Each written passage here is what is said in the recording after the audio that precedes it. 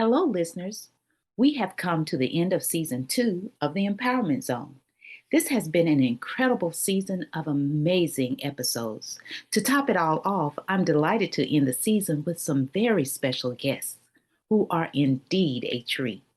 We are less than 100 days to the midterm elections, and now is the time to encourage Americans all over the world to cast their vote. Today, I am talking to representatives of the Democrats Abroad Global Youth Caucus, who are passionate about encouraging young people to be involved in the political process.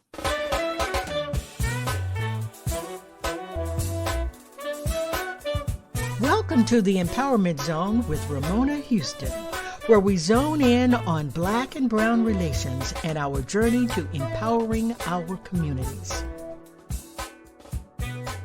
Born on the 4th of July in Columbus, Ohio, Jose Miguel Madrigal Hidalgo lives in Costa Rica and serves as chair of the Global Youth Caucus. If there is something that makes Miguel tick, it is politics. He became involved with the Democrats Abroad the day he turned 18 years old. Since then, he has registered hundreds of overseas voters, volunteered at voting centers during the 2016 and 2020 global presidential primaries, served as a delegate to the 2020 Democratic National Convention, and worked as a canvasser in Georgia to help Democrats win. You will witness Miguel's passion in our conversation. Shuri Vekantraman serves as vice chair of the Global Youth Caucus and lives in India. She is a passionate undergraduate student who spent the summer working for Sharaj Patel for Congress campaign for New York 12. Shuri studies international relations at law in India and volunteers for Democrats Abroad. Justin Hart is a liberal arts and humanities student living in the beautiful city of Prague, Czech Republic. Originally from Michigan, he has been heavily involved in statewide and national politics since 2016.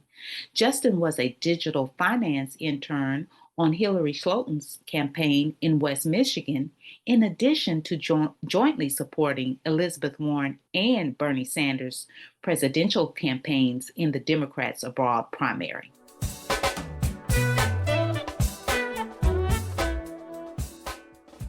Welcome to the Empowerment Zone. Today, we're talking to representatives of Democrats Abroad Youth Caucus. And today, our guests are Miguel Madrigal, Justin Hart, and Shruti Venkataraman. And we're so excited to have them here. They live in all parts of the world, and they're here to discuss Democrats Abroad and all the great work they are doing all over the world to get U.S. citizens engaged in the civic and political process. So could each of you introduce yourself in the order that I stated your name, Miguel, Justin, and Shruti? Can you tell us where you live, what your positions are in the Democrats Abroad, and why you chose to be involved in this organization? Absolutely. Thank you so much for having us, Ramona. It's an honor for the Democrats Abroad Youth Caucus to be in the Empowerment Zone. What a podcast and what a host. So first of all, my name is Jose Miguel Madrigal. I am 27 years old. I live in Costa Rica. I'm originally from Columbus, Ohio. Go Buckeyes, of course. And I was born, by the way, on the 4th of July. So I just turned 27. Happy birthday. Thank you. Thank you so much, Ramona. So I am currently the chair of the Democrats Abroad Youth Caucus. And I joined Democrats Abroad on my 18th birthday. I've been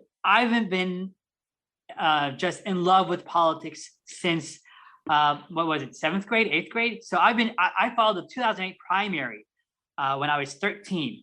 My social studies teachers were having just a time of their life, having this 13-year-old supporting Hillary Clinton in the 2008 primary. None of my other classmates would even care about politics. And this passion went over the years. In 2012, during the election, I actually wanted to join Democrats Abroad, but I could not join because I was still 17. So, which, I had to wait a whole year to become fully involved. And in my time in Democrats Abroad, I've done so much. I've registered hundreds of voters in Costa Rica using the official website votefromabroad.org. In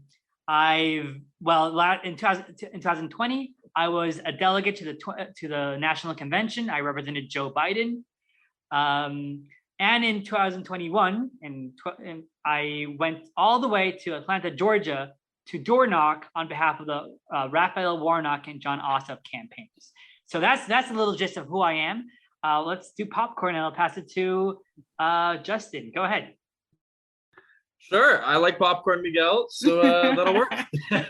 Anyways, hello, Ramona. Hello, listeners. That's right, my name is Justin. I'm a 22-year-old liberal arts and humanities student. So that includes history, anthropology, sociology, pretty much all of the ologies, right, within academia. So it's, very, very, very diverse, loving what I do, in the Czech Republic at Charles University in Prague.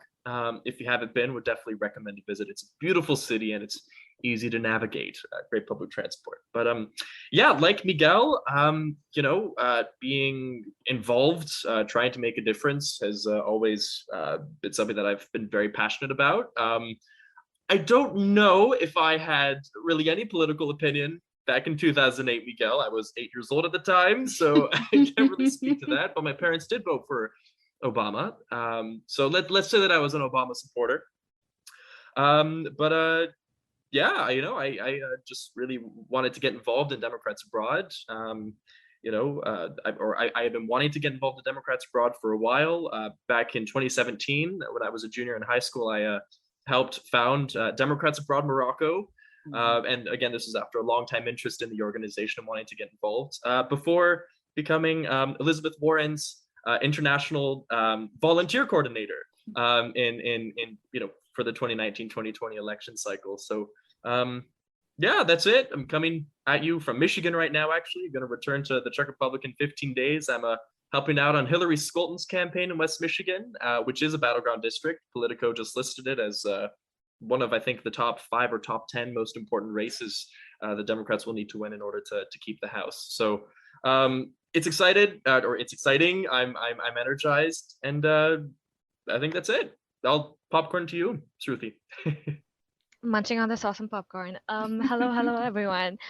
My name is Shruti. I'm 20 years old. Like Justin, I'm also a liberal arts student. I study at the Symbiosis School for Liberal Arts in Pune. So I live in Bangalore, India, and I'm a registered voter in Seattle. So one end of the world to one end of the world. It's pretty fun. My interest in politics sort of stemmed from the 2020 election. I've been following American politics since the age of 8 to 10, like everyone else on this call. But for me, sort of just that at the height of the pandemic, having to navigate getting my ballot and voting, no one could help me with that process at the time because my parents aren't citizens.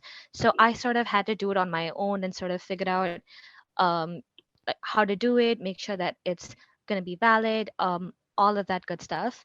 And through that process, I got really inspired and I wanted to keep that passion going. And by luck, I found Democrats Abroad. And once I found it, I just got bit by the bug and I just kept going. So I'm currently the vice chair of the Democrats Abroad Youth Caucus, which is such a great privilege. I'm currently in New York working for the Suraj Patel campaign for NY12. He's running against Karen Maloney and Jerry Nadler. So it's a very fun race. This hasn't happened in 100 years where 2 congressmen are fighting it out with an uprising. So for me, it's sort of been such an amazing experience to sort of be on the ground going door going canvassing, talking to voters in person, phone banking. So I think my skill set has sort of developed so much more over the past 2 years. My perspective on voting and democracy and sort of the idea of the youth vote has sort of definitely broadened. And I'm so happy to be here. Wow, it is so good to have you, Miguel, Justin, and Shruti on the Empowerment Zone. You living all over the world, Costa Rica, Prague, India, and coming back to finding time in your busy schedules to not only do work with Democrats abroad, but to come back to the US to engage in the campaigns that are going on right now. By the way, I am a classmate of Senator Raphael Warnock. He and I were freshmen together and have known each other since we were freshmen. My attending Clark Atlanta University and he at Morehouse College. And those two institutions are historically Black colleges and universities, and they're right across the street from each other. So it's good to see that you all have this passion and gain this passion at such an early age to be engaged in the political process. Shruti, what advice would you have for young people? How can we do more to encourage young people to be involved in Democrats as well as just in the political process? Because a lot of young people, you really have to make the argument, right? And not just young people, even older people. Some people just sitting on the sidelines. What arguments would you have, Shruti, to encourage people to be more involved in the political process? So I think for me, over the past 2 years, over the past couple of years, we've seen a lot of people become disheartened with the political process, with everything that's going on. That sort of declining wave of people wanting to put the effort in the process. So I definitely do agree with you on that. When I would make the argument to someone and say, look, it's not about talking about politics as something far away from you and you're on one side. We're all a community, we're all a society. You have to be part of it, you have to participate in it. If you want to improve the community, if you want to see that betterment and see that progress, then you as well have to sort of do that individual effort and put in the work, do your part to make it better. And doing your part is a lot, but it's something simple as voting. It takes 5 minutes to go to the polls and participate in the democratic process and say, okay, you know what, I'm going to vote for this candidate, and that candidate is going to sort of go for this policy, and that's going to make a difference. And that's the argument that I would make to someone who says, you know what, I'm disheartened by what I'm seeing, and I don't have the energy to want to vote. But to look on the positive side, which is when you follow an election, even right now, when you follow a primary election and there are different candidates and you see different policies, you sort of do get encouraged by seeing different perspectives and different parts to an issue, and sort of taking that deep dive and thinking 2 years from now, this state is going to look a totally different way because of this one policy. So I think making the case to someone is as simple as saying, your community matters, you matter, you should vote. Thank you so much, Ruthie. That makes so much sense that we're all a part of the community, whether we're talking about the local community or the global community. And since we're all a part of community, we must be engaged and we must be involved. Thank you so much, Ruthie. So Justin, once we convince young people to become engaged, what suggestion would you have for how they should become engaged? What can young people do more of to contribute to the political and civic process? I love this question.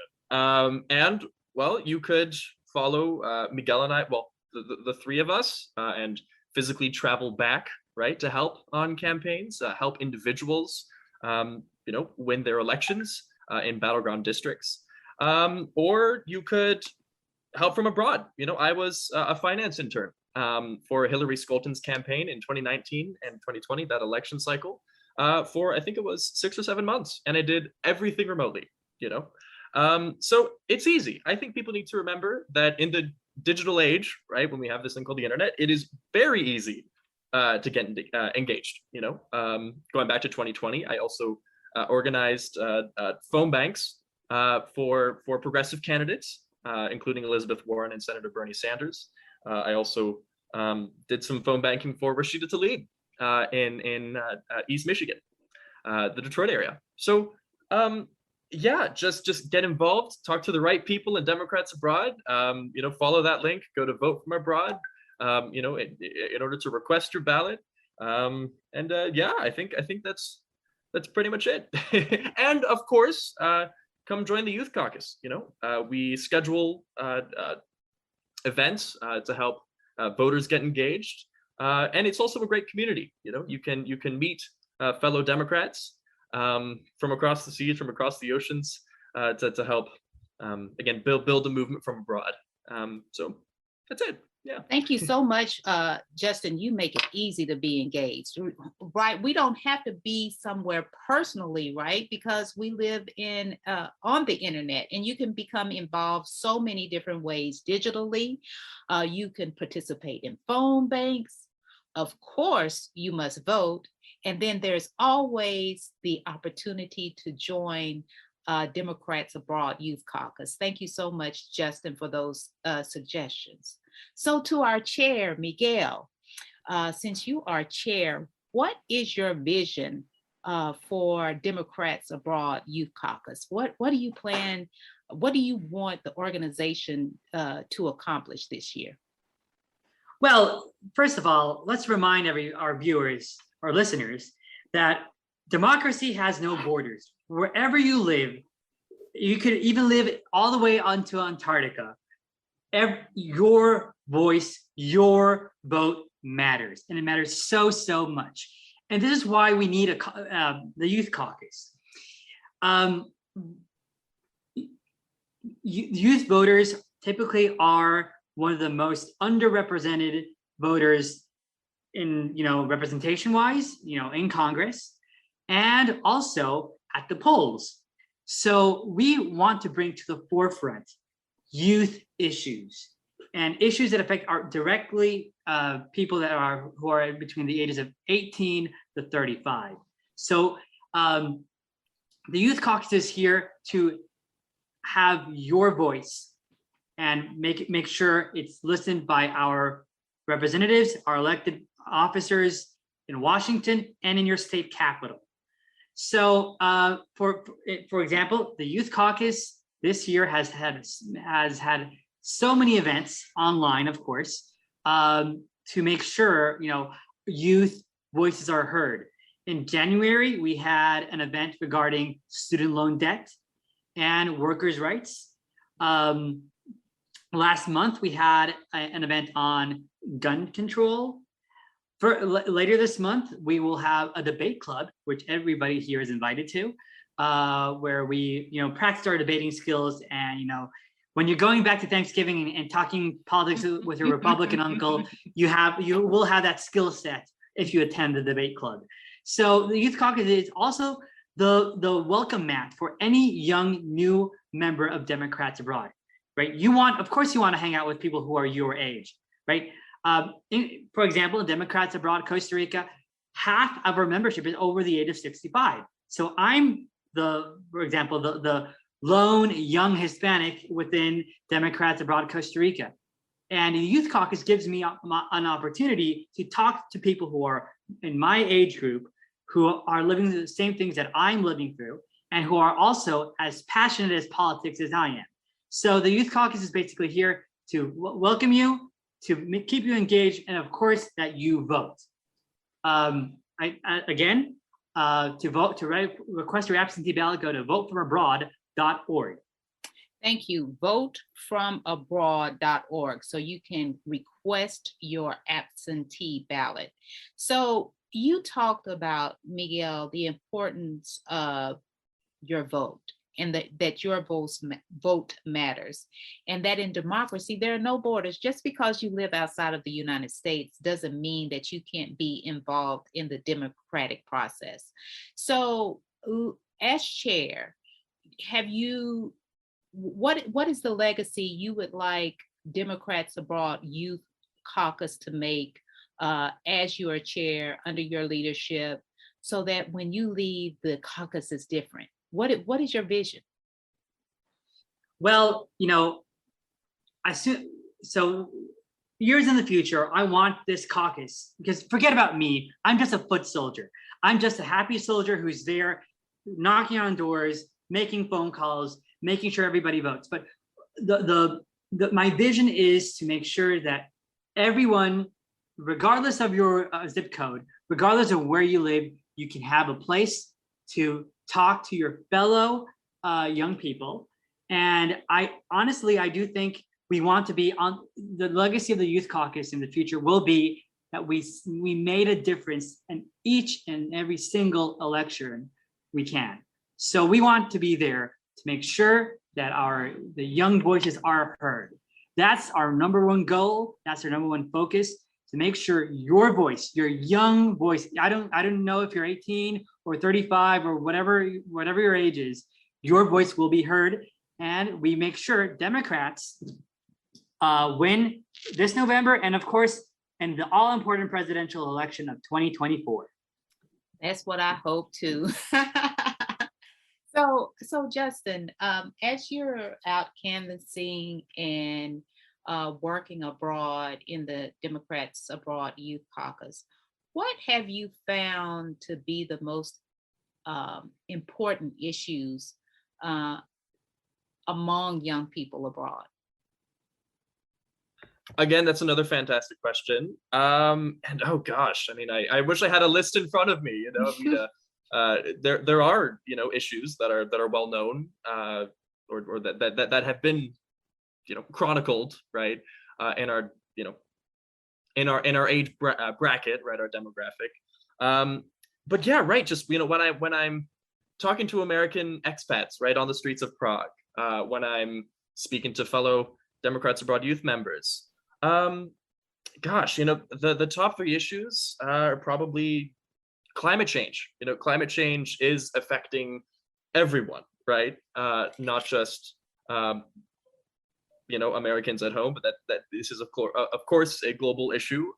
Americans in the Marshall Islands, as an example, just had or excuse me, let me back up. The Marshall Islands, the World Bank threatened to revoke their status as a nation, right? Marshall Islands status as a nation. So it's a pressing issue. It's an issue that youths have been drawing attention to for decades. That's certainly energizing a lot of youth activism abroad. Student loan debt. Student loan debt, even though most people who have student loans are in the United States, that certainly does affect those living abroad as well. People who are getting master's degrees in Europe, and doctorates, of course, are also affected by student loans. So that comes up a lot. And you know what? Gun control, and again, decades-long pandemic, right? That the U.S. has been experiencing for a while. I'm being redundant now, but yeah. So that's probably it. I would say that those are the top three. So climate change, student loan debt, and gun violence, gun control in the United States. Yeah.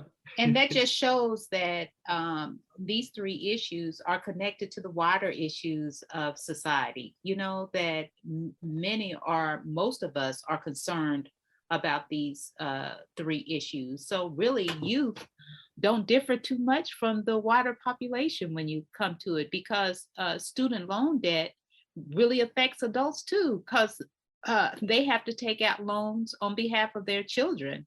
So in order to fund their educations. So it's good to know that what you've heard abroad, these are the top issues. Shruti, as you know, communication is key. It is key to the political process and key to success. So how do you think public servants need to talk to youth to get them involved and get them to support their candidacies? Great question. I love this.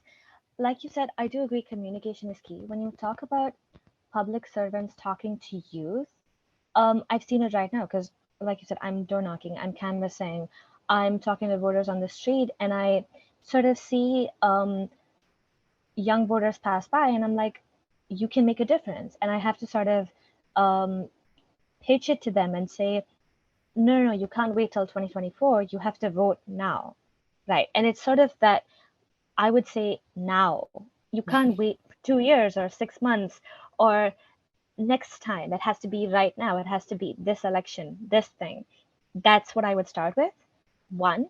Two is in terms of your vote matters, I would start off with a question that I ask people, which is what issue is most important to you? So if someone says abortion rights is very important to me, and I would say, well, that's great because that's on the ballot. So if this candidate, it could be anything, whether it's a primary or a presidential election, the issue that matters to you is the issue that's on the ballot. And it's as simple as that.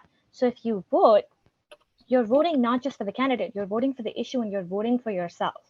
So sometimes people are thinking, hey, I'm supporting the candidate. You're also supporting yourself. You're supporting the issue. You're supporting progress. You're supporting democracy. It's a very easy jump from one to one to one.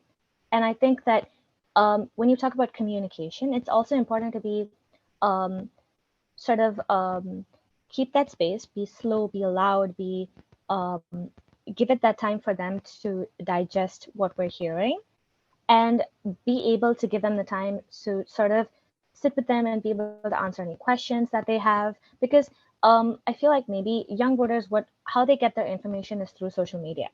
So and the attention span is literally 0.1 seconds. So a lot of time when we put stuff out on social media, it has to be very fast and very get their attention. But when you talk to them on person, it's very different. It has to be very slow. You have to give them the information. They have to digest the information. Then they have to come up with questions. And so I would say that online and offline are two different things when you're talking to a voter. And especially when you're talking to someone young, it's a different ballgame. Because I would say that there's a difference between how young people take in information now, is that they're like, oh, I can make a difference. Oh, this is important. Okay, cool. Okay. How can I do this? And it's easy for young people to be like, okay, cool. I want to learn more. I want to do more. How can I help? And that's sort of our instant reaction. It's sort of like, when you see little children and they just want to learn and they want to do stuff. We still have that energy. We have that love of learning. It's instinct. So our job is to sort of keep that instinct there and motivate it and let it grow. I love it, Shruti. Express the nowness, the urgency of being involved politically. It's not. We can't wait till until 2024. We have to be engaged now. Elected officials, public servants should ask young people what issues are important to them, and then turn that around and show them how those issues are on the ballot right now. Also understand the difference between offline and online communication. They're totally different. Speak fast online, talk slow offline. I love it. And lastly, to engage their energy. This is great advice, Shruti, for all of those candidates out there who are working on behalf of the Democrats and the greater good. Take that great advice from Shruti. So the last question I would like to ask the entire group, and we'll just go around beginning with Justin, then Shruti, then our chair, Miguel.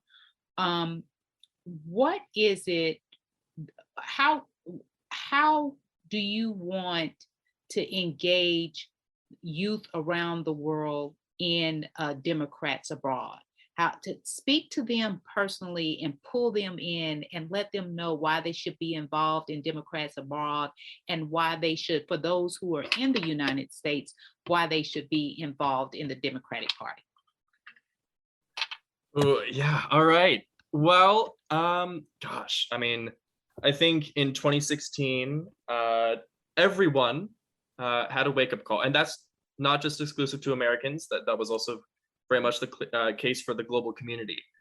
Um, and I view every election, while this threat is still looming, as critical, to making sure that we can still live in a country, that we respect and have confidence in. Um, a country that respects a woman's right to choose. And we fight for it. We express that through our votes and through our energy. As Shruti mentioned, we have a lot of energy. We have the opportunity to channel that energy towards fighting the good fight. So yeah, I mean, for those abroad, like I mentioned, it's about getting involved in local campaigns and international campaigns. Calling voters, reminding them to get their ballot. Whatever time you can devote to the cause is time well spent and is important. People might say, oh, making one or two calls, doesn't make much of a difference, but it does. That's 2 votes in incredibly close elections. So your vote matters, and your time matters, and your energy matters. And for Americans back home, it's important to understand that, the US, regardless of what decision we make, there is a ripple effect. There is a ripple effect that affects the entire globe. That certainly affects, the Czech Republic. But, our policies will affect, again, the Marshall Islands, like I referenced, right, which is sinking, which is experiencing a catastrophe. So, yeah, it's important to remember that there's a world out there, and get involved. Yeah, that's it. Thank you. Thank you so much, Justin. Shruti? Okay, so if you're living abroad and you're an American citizen, I'm going to be real with you, okay? There's this magical feeling when you vote, okay? When you tick that ballot, and when you send it in, when you talk to someone on a call who's passionate like we are about democracy, about voting, about making that difference in the political process, okay? It's magic, okay? It's so great to sort of phone bank or postcard or canvas to talk to voters and see sort of that light and that switch when they also participate in the process. So what we do is sort of like a wave of democracy, okay, for young people, okay, where we help them vote and they help other people vote, and it's empowering everyone, it's motivating everyone, it's everyone's engaging in the community, everyone's participating in society, and that's magic, okay? So if you're living abroad, okay, and you want to vote, you can, and you want to be part of that magic, you can, and it's amazing. What I would say is also that, like Justin said, what happens in America has a ripple effect everywhere. And to be part of the Democratic Party is to sort of be in that fight to say, no, this is what we need right now. We need abortion rights, we need gun control, we need climate change, we need student debt to go away. We need what we need. And to be on the front lines of that fight is for young people as well. We need to be part of that fight. You need to be part of that fight. So that's where I'll end it. But there's a magic in it. You should be part of it. Thank you, Shruti. Chair Miguel? Yes. Well, everything is on the ballot this year. Everything. I was reflecting the other day on the Uvalde shooting, right? And back in 2012, when we had the Sandy Hook shooting, my cousin, Tristan, who lives in Houston, by the way, he was, my cousin was only 5 years old, and this is the age where these kids were shot. And now we come to 2022. Nothing has been done. And his brother, my cousin Axel, which by the way, today is his birthday. He's turning 7 years old today. He is the age of the children who were killed in Uvalde. I want this to stop. And I have the power to make it go away by voting. Your voice, your vote matters. And if this year, if we hold on to the US House and we get 2 extra senators, change will happen. The United States will change in such a dramatic and fundamental way for progress, for all the things that need to be done will happen if we vote. So to my friends living abroad, let's do our job. Let's make this happen. Let's make this happen. And again, if you live abroad, go to www.votefromabroad.org. Request your absentee ballot. Everything is on that website, and make sure your voice is heard. Let's change the United States, people. We can do it. Thank you so much. Democrats abroad, make sure you join the organization, join Democrats abroad, and be a part of the change in the United States, which has a ripple effect, as Justin stated, all over the world.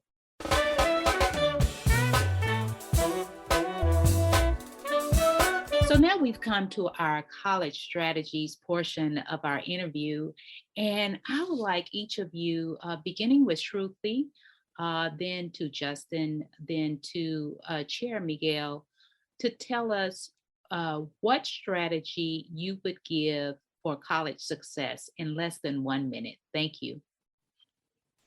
Okay, 1 minute. I'm going into my 3rd year right now. So I think best advice college students is time management. Make a game plan, see it through. Don't sort of waste time with trying to go around. Try to figure out what's the best use of my time. What's my priorities? Make a plan and see it through. That's it. Thank you so much, Shruti. Time management is so important to college success, since you are taking so many classes, and then you have not only what's going on inside the classroom, but what's going on outside of the classroom.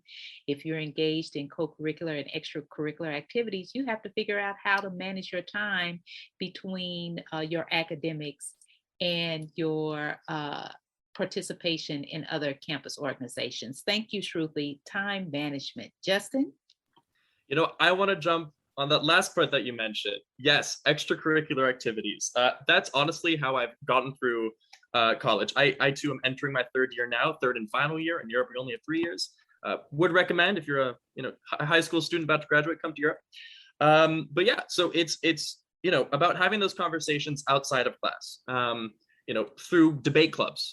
In high school, I was a part of Model United Nations. My university didn't have a club, so I started one. For me, it's about building those spaces that you need in order to help you in your official studies, right? So yeah, it's about making those connections, having those conversations out of class, and I think that's just critical in order to achieve academic success. At least that's the case with me. So yeah, I think that's it. Justin, that's great advice. So much of the learning process while you're on college occurs not only inside the classroom, but outside of the classroom. As you stated, those conversations that you have with your peers as well as your professors, and then those organizations that you participate in do so much to develop your mind, gifts, and talents. And even when one activity doesn't exist that you really enjoy doing, you can create it, as Justin did with creating the Model United Nations organization on his campus. I also participated in Model UN conference when I was an undergraduate student. So thank you so much for that suggestion, Justin. Now on to Chair Miguel. What advice would you give for college success? There's an old saying that goes, party as much as you study, but study as long as you can. That would be my advice, right? We are human beings. We are not robots. Social aspect in college is really important. It's really important. That's where you build connections. That's where you build your friend circle. And I honestly believe that that's something really important in not only in college, but in life. But the second part of that saying, study as much as you can, that's so important. Manage your time wisely. If you're not understanding, go to your college professor. They're your friend. They won't eat you alive. So go to their office hours, ask the questions you need to ask, and if you have friends, of course, have a study group. We always learn better in groups than by ourselves. So have a study group. That made me get straight A's in two of my classes. So having a committed group of friends who are studying the same would also help. Love that advice too. Party as much as you study and study as much as you can. I've never heard that old advice from a young person. And make sure you visit your professors, engage and participate in group learning. Thank you so much, Shruti, Justin, and Miguel.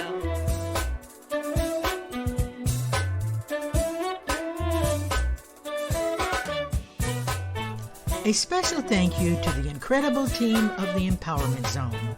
Terry Gully, theme song. NADWorks, digital support, and of course, our featured guest. Wasn't that a great episode? What a way to end season 2. We are now taking a short break, but don't you worry. We will return soon with some great guests and topics as always. Make sure to join us for season 3, which begins in October. As always, thank you for listening to and supporting the Empowerment Zone podcast. I appreciate all of my listeners and supporters.